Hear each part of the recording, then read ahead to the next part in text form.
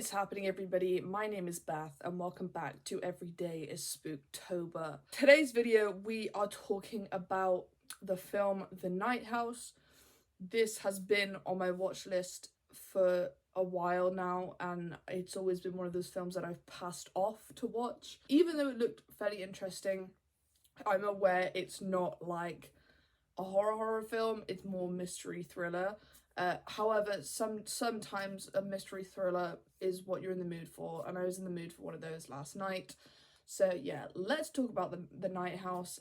Let's review it. So a little backstory: I didn't know much about this film. Like, I remember seeing the trailer to The Night House. I think it was when I watched *Malignant* in the cinema, I think.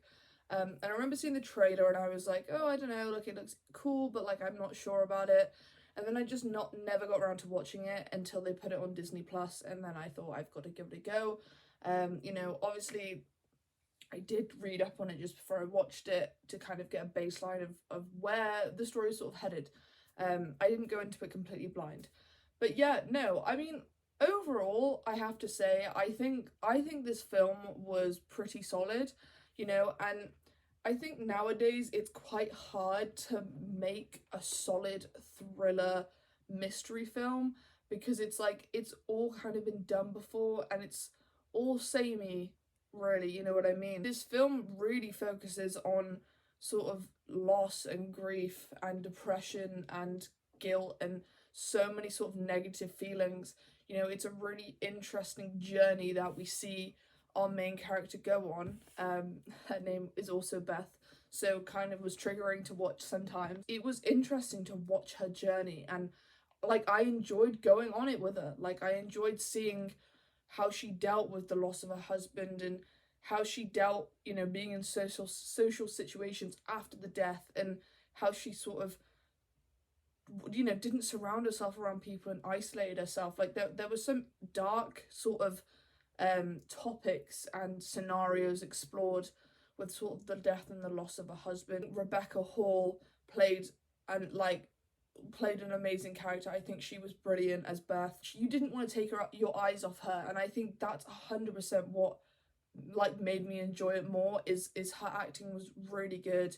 You know, she went from one extreme to the other of happy and sad and angry, and she played a really believable like widower, and I'm honestly really glad that she was the main character of this film. Like, I mean, I couldn't think of someone else to do it better. She did a fabulous job, and I know she's been in so many more films, TV shows in the past. You know, she's a very well respected actress. So yeah, I think the role of Beth was chosen great. There was never a moment in the film where I got bored or where I was like, this is dragging.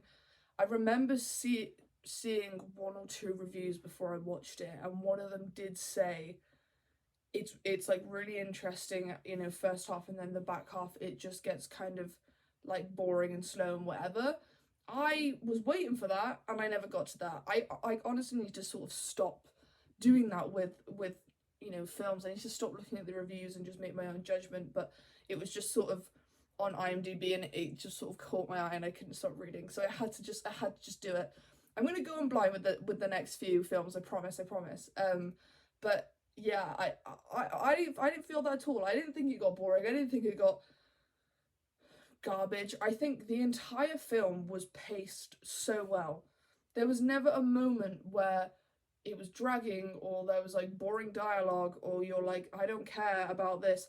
Every single moment was significant, and every single moment, you know, I guess you could argue it's a slow burner, but it does it in a way where there's just always something going on. There's always something to discover. You don't find all of this out within the first 5 minutes of the film or the last 5 minutes. There's like a puzzle piece in each sort of scene that ends up coming together at the end, and I think that's like the strong suit of this film, is 100% the way the story's told.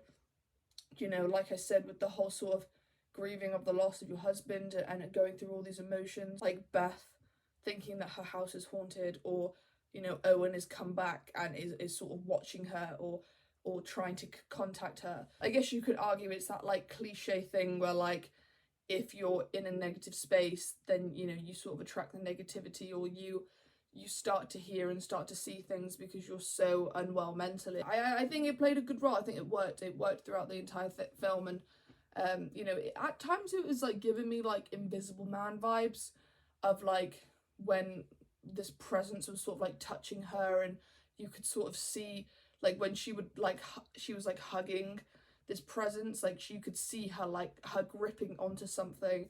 You know, it gave me that like Invisible Man idea, and I definitely can see like the influence from that. But I think the overall message and the overall sort of, I guess you could say, like plot twist at the end is that, you know, we obviously Beth, when she's younger, she gets into a car accident and dies for like 4 minutes, and then they bring her back. Obviously when she dies, you know, it's sort of like death's ready to accept her, but it's not also ready. Thinking about it, you could also argue this is a very Final Destination thing as well, because that very much has to do with like life and death, and when it's your time. And it was like when like Beth sort of cheated death when she was younger, and she should have died there and then, but she didn't. So the fact that like death's sort of been chasing her whole life, and then her husband's been protecting her, is interesting. But something that annoys me about that sort of concept is like, if that's the case, then surely these hauntings, these issues of like nothing as what it's called, if nothing is trying to get to her from the second that car accident happened when she was in high school, then why has she not been haunted this entire time? And I'm aware since she met Owen was obviously trying to fight it, kill women that look like her to sort of replace, well, to sort of take her death instead. I guess there's a bit of like empty space within that story, because it's like from when she woke up from the car accident after she died till she met Owen, there's obviously some time and space there. How did she not die between those times? Like, who was protecting her after that?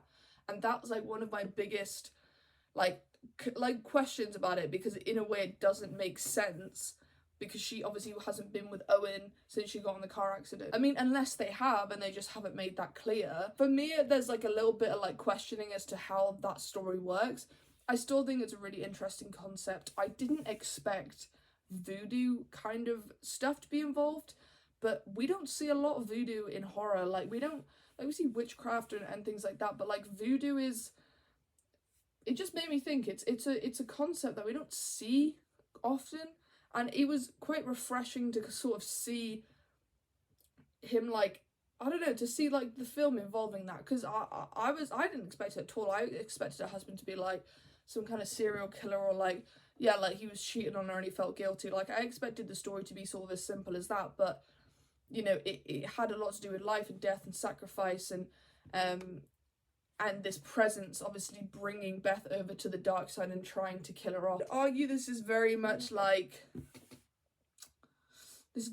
Gerald's Game mixed with, you know, maybe a bit of Gone Girl. I mean, like that, you know, that kind of vibe, really. Like, you know, it's obviously coming from a woman's perspective in her story, and you know, I guess it could be argued as a very quite empowering story of you know, a woman trying to get over the loss of her husband, and you know, having the people are surrounded by her to like pull her away from like death and falling into the wrong sort of hole. There was aspects of the story that were very unique. There was also aspects that we have seen before, but I think the whole twist of sort of life and death mixing it in with sort of like a Final Destination vibe was quite interesting, and I didn't suspect it at all.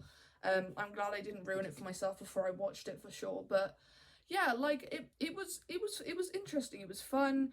You know, I was engaged the entire time. The acting was good. You know, and you just wanted to know more, and that's all you want, really. That's all you want within a film. I thoroughly enjoyed it. It was a good thriller film. I 100% would revisit it, get it on DVD, recommend it to other people 100%. I think if I was to rate this, I'd probably give it like a 6 out of 10, 6.5 out of 10. You know, I don't think it was amazing. Like I said, I think there was a few plot holes within the story, and I would have liked to see more of like the voodoo stuff, because I think when we discovered that, I wanted to know more about it, but it didn't necessarily, it focused more on like the nothing and like life and death and everything. It focused more on that than it did on the actual voodoo, which was I guess was kind of annoying that we didn't get to dive deeper. So that there's potential this film could have had, like, to make it even an even higher score. But unfortunately, I think there was just a few things missing in it that I think could have improved and been a lot better. But like I said, overall, I thoroughly enjoyed it. It was a good watch, and recommended to friends and family for sure. That was my review of The Night House. I hope you guys have enjoyed this video. I'm hoping to be doing a review of Megan soon. I've heard mixed reviews. You know, I don't want James Wan to disappoint. He never does disappoint you normally, but I'm a bit worried about this film because of the things I've heard, and it seems like it's not my kind of movie, but we're still gonna give it a go and go watch it. So that review should be out fairly soon. Yeah, we'll have a good chat about that. I also wanted to quickly mention that I do have my IMDb account linked on my channel, so if you are interested in seeing any films that I've reviewed, non-horror films, you know, just any genre, you know, I am going to start doing written reviews on there as well. And then you can also sort of see like what's on my watch list, what I haven't seen yet, you know, and it can give you guys an idea of maybe some of the reviews you really do want to see, and I'll watch some of those films as soon as I can. Stay connected with me, don't forget to subscribe to my channel and like this video, and yeah, I'll see you guys on the next one.